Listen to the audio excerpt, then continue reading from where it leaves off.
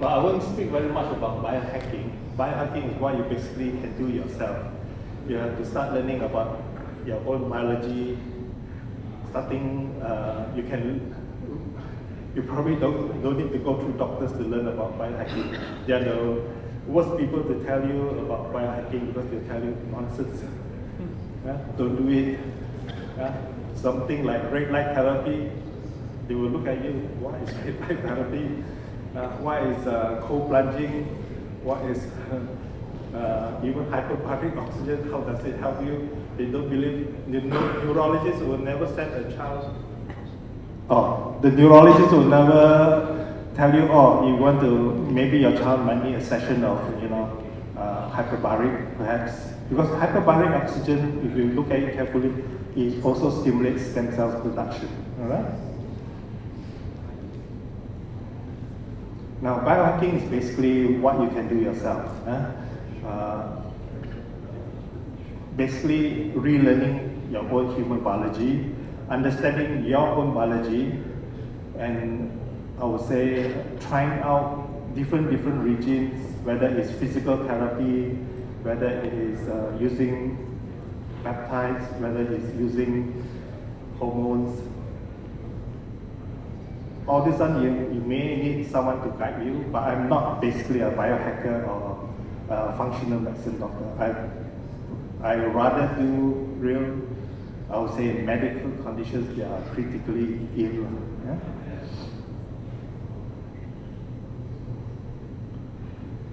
Okay. I will dwell more on actually regenerative therapy.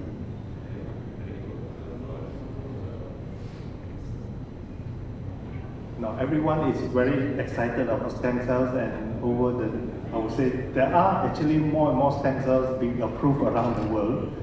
Basically, most of the stem cells that have been approved by governments or bodies, FDAs of any countries, they are basically for critical conditions like graft versus host disease. Either you are steroid refractory or you have no other choice, you may die. So honestly, they have to approve something that gives them a better chance if there's no other hope. But eventually, if you look at it,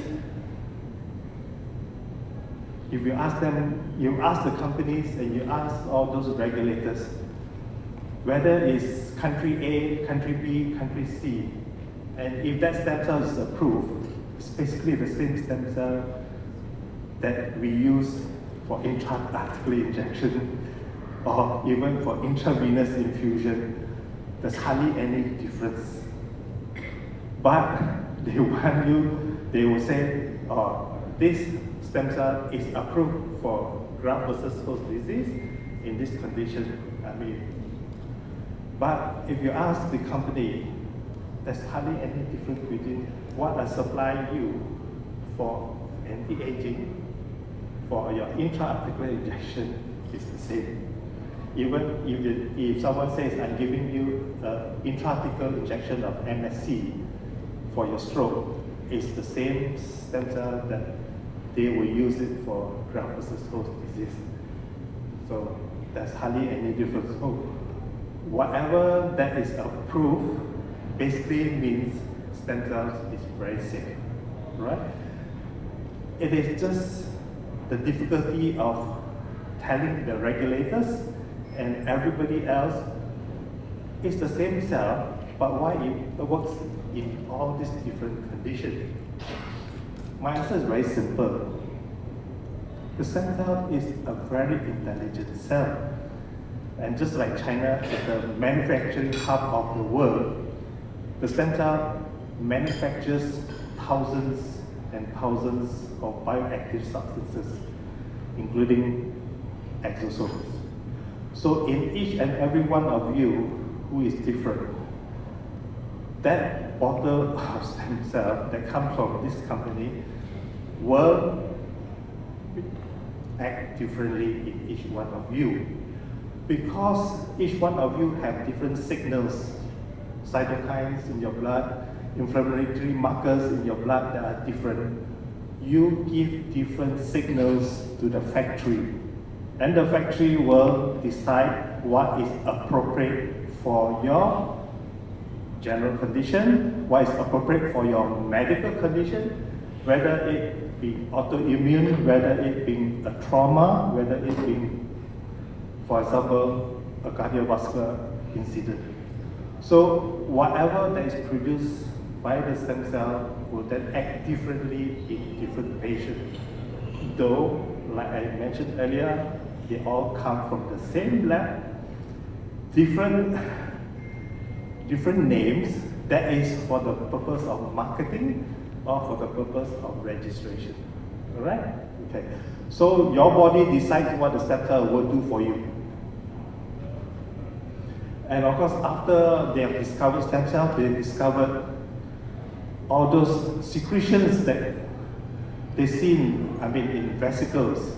Initially, they were all thought to be garbage, All these are excretory products that are given off from the cell membrane. But later on, they found that, they are actually very useful. They have bioactive substances, and they are called extracellular vesicles. Exosomes are a particular subset of these extracellular vesicles that are very small. And they're so small that, they can just enter any compartments in the body. And it is what is important inside the extracellular vesicles. They call it the cargo. So every cell will produce exosomes, whether it's living cells like human, animals, plants. So you have, by now you know plants have stem cells. Plants, if they have stem cells, they have cells, they also have exosomes. So all these are everywhere. So our knowledge is only just beginning. And also, when we mention exosomes or extracellular vesicles, don't think they're only regenerative, because cancer cells also secrete. And it is because cancer cells secrete exosomes or extracellular vesicles with distinct signatures. That's how you can now diagnose cancer much earlier, because you are looking for these signatures in either the bloodstream or all these fluids that you can collect. Alright? So don't look at exosomes as though exosomes belong to mesenchymal stem cells or these cells or that cells. They are basically just a term to show that these are extracellular vesicles. Now, regarding the rest variable data, this one I think I will skip.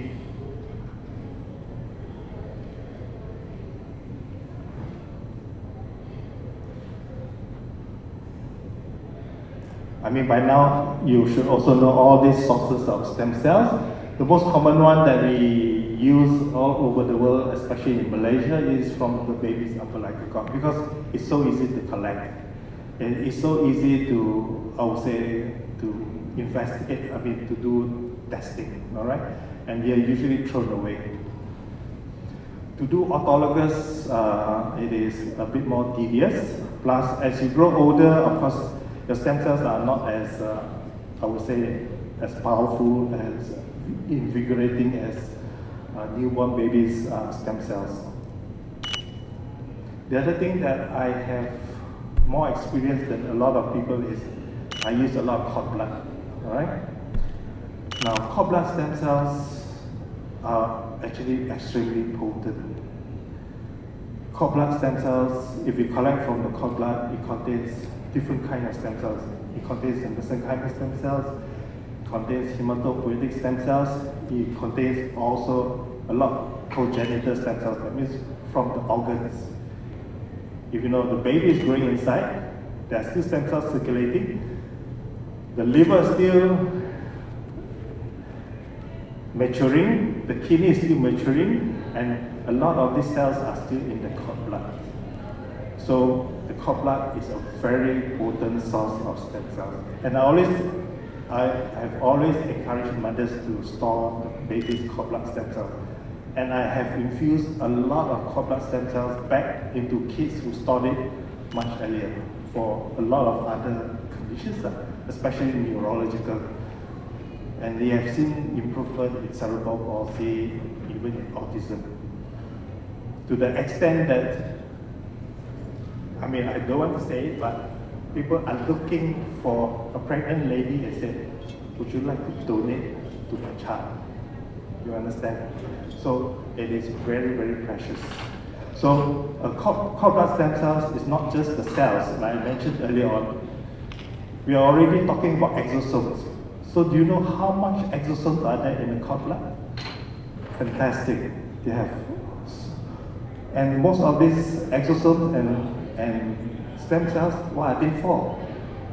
They are to help the baby mature over so many years. So you can see how potent, how important it is. So if you are thinking of having a child, I think you should stop. All right? I've used cord blood stem cells for repairing of the brain, and I tell you, it works very well. I had people who had strokes and they recovered. All right? I'm not paid by any of the cord blood bank. They are my good friends.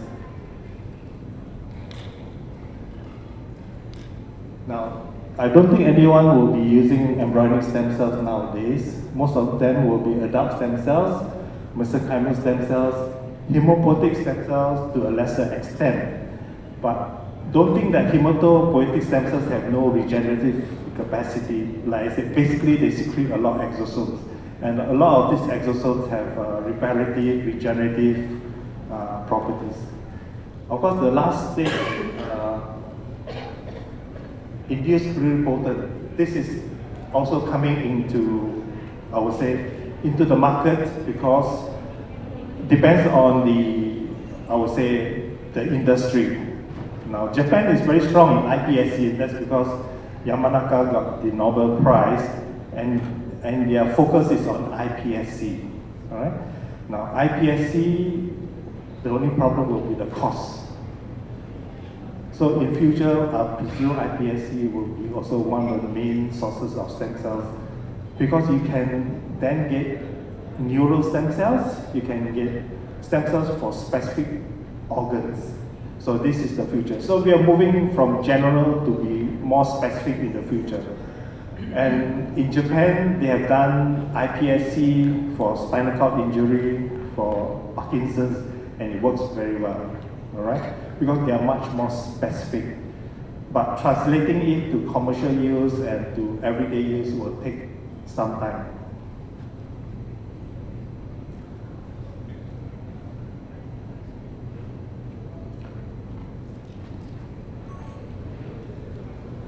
So these are basically what MSC will do.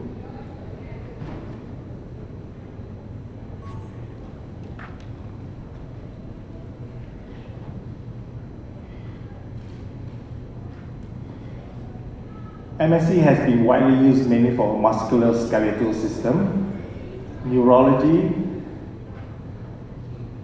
I do a lot of, like I said, intrathecal MSC for strokes, and moving nowadays, people are asking for spinal MSC in the hope of prevention of dementia, all right? Now, people don't want to have dementia. So even when they are already in the 50s and 60s, people are already asking whether I can do spinal MSC for prevention. I said, no problem, because doing spinal is an everyday affair for me.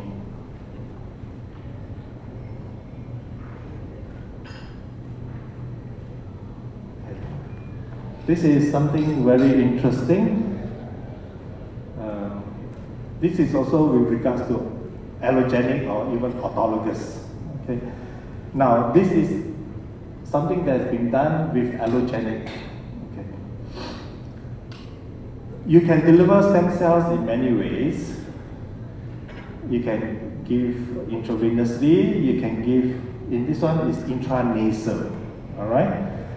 And you can give intrathecal, so there are many routes of administration. Now, when you have a newborn, there are not many ways you can give. So this is an intranasal delivery of stem cells. And if you have not heard, breast milk contains stem cells. So they have even a trial which was successfully done in Melbourne, Monash. They give intranasal breast milk. Okay, you get the breast milk from the mother, but you give it intranasal, and they found that those babies who have brain damage, compared to a control, the one who have intranasal breast milk with stem cells, because stem cells are also secreted into the breast milk. Okay, so another kudos for those who believe in breastfeeding. So you can give it intranasal, and you can also give either allogenic MSC, or at the same time, if the baby has, if the OAG has collected autologous, you will give autologous stem cell. So this has been shown by, this is a European study, and the people in Melbourne has also proven it. Of course, everybody by now should know that it helps with osteoarthritis.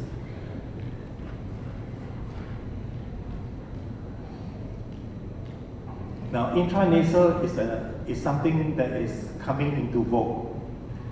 If you need a direct route to the brain, intranasal, simple to do. In fact, I mean, I do a lot of, like I said, neurodevelopmental conditions in children. I find that if I've given IV or I've given intrathecal stem cells for example, autism, the next step is also to say you can give intranasal, so that the child can have continued therapy even when they go back home. So we can either use, of course, exosomes.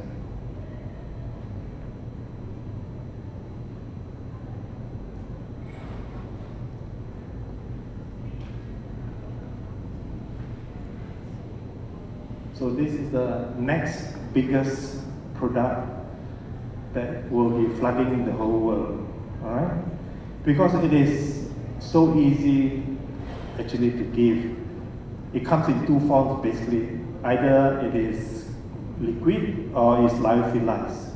Of course, lyophilized is much easier to give, to prepare, and you can bring it around. While if it's liquid, it has to be in, I would say, in cold chain all the time.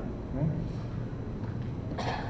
How effective it is depends on, of course, quality of the product, and depends from company to company.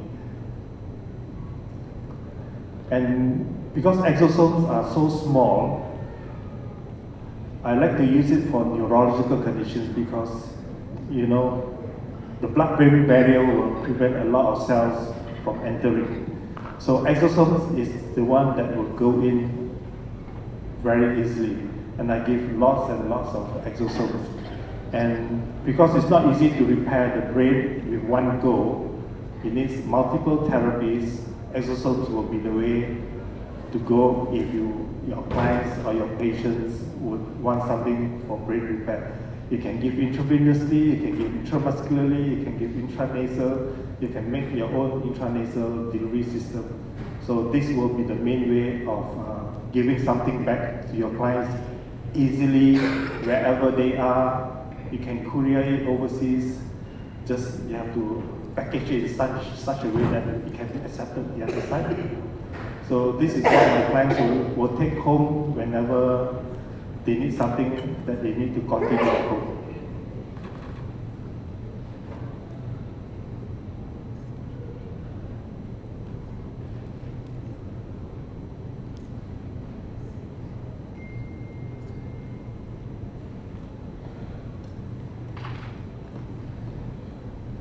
Of course, this is the next step. I mean, the pharmaceutical industry will use exosome for delivery of drugs. In fact, your mRNA vaccine is a kind of exosome therapy.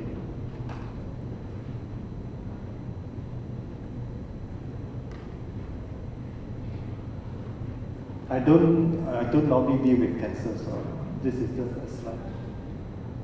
Okay, I think. Sure. Dr. Chua, thank you so much. Ladies and gentlemen, please put your hands together and give a big Big round of applause to Dr. Chua. Thank you. Do you have any questions from the floor specifically? Anyone with any questions? Right over there. With stem cells and all that, it's an interesting topic for regenerative, for health and so on. Here you go, sir. Hi, Dr. Chua. Thank you for your talk. Actually, I just want to share a bit on the stem cell because I myself do a lot of treatment on the stroke patient and also neurodegenerative patient. But then I feel like the exosome gives more a good result rather than MSC stem cell. Do you agree on that, sir? Exosomes, I would say, exosome is one shot only. While stem cells, is a living cell. I like to combine a living cells because the moment it's in your body, it keeps secreting. It's a factory. It keeps producing as much exosome as long as it lives in your body. If the trick is to make your body a good host to the stem cells. If you're a good host, the stem cell can last weeks, months, which means it is producing. Exosome is just one shot, one drug, is used up, is used up. That's why you need to do regular therapies with exosome if you want to see good effect. So I will always combine stem cells because I want the factory to stay in your body as long. The next step of improving on my regenerative therapy is how to make the stem cell live longer. Because there has been many research. If you can make the stem cells live in an environment, for example, in a scaffold, in a way that it can live for weeks and months, the effect is definitely much better. Right? Because you have a very potent factory in the body, which produces all the good substances that is helping to repair damaged organs, damaged tissues. So just one last question. Have you seen any, I have a lab that actually they engineered the content of the exosome. We are now putting iPSC inside, or we put the NK cells inside. Do you think that's workable or not? Okay,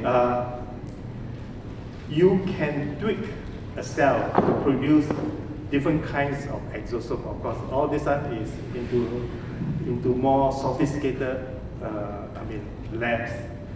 Because like I said, the cell is just like a factory. If you feed certain things, if you co-culture with, let's say, certain interleukins or certain cytokines, you're going to make that stem cell produce more of, let's say, anti-inflammatory, or you're going to produce more of BDNF, or you're going to produce more of neurotropic factors. Yes, because you can study all those proteomic studies to show, I have increased the number of substances that repair the brain.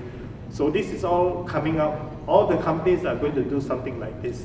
So at the moment, it's everything general. A GI Joe can do anything. Bangladeshi can repair brain, can repair your roof. Your wiring can do everything. But in future, you're going to have very specific exosome for different purposes. Yeah? So it will be coming because I've been telling the companies to try to do something like this. You can do hypoxic preconditioning, you can do thrombin activation, you can do many ways to get the stem cell produce what you want. Okay? So that will be the future because it's going to be much more specific. Thank you. Once again, ladies and gentlemen, big round of applause for Dr. Chua. Yes, for those of you who had a lot of questions we had here coming up on the screen and so on, by the interest of time, we have to cut that short. Dr. Chua will be around here, right at the outside area, at the coffee bar area. You can have a one-on-one session with Dr. Chua, yeah?